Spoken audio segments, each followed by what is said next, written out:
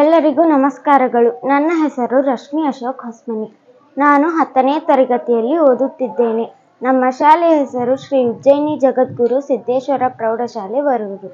ಈ ಚಟುವಟಿಕೆಯಲ್ಲಿ ನಾನು ಅಮ್ಮೀಟರ್ನ ಬಗ್ಗೆ ತಿಳಿಸಿಕೊಡುತ್ತಿದ್ದೇನೆ.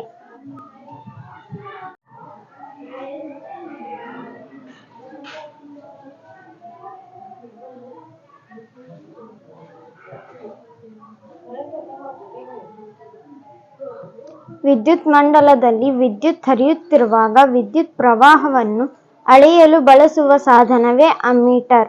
ವಿದ್ಯುತ್ ಪ್ರವಾಹವನ್ನು ಅಳೆಯಲು ಒಟ್ಟು ವಿದ್ಯುತ್ ಪ್ರವಾಹವು ಅದರ ಮೂಲಕ ಹಾಯ್ದು ಹೋಗುವಂತೆ ಅಮ್ಮೀಟರನ್ನು ಸಂಪರ್ಕಿಸಬೇಕು. ಅಂದರೆ ವಿದ್ಯುತ್ ಮಂಡಲದಲ್ಲಿ ಅಮ್ಮೀಟರನ್ನು ಯಾವಾಗಲೂ ಸರಣಿ ಕ್ರಮದಲ್ಲಿಯೇ ಜೋಡಿಸಲಾಗುತ್ತದೆ.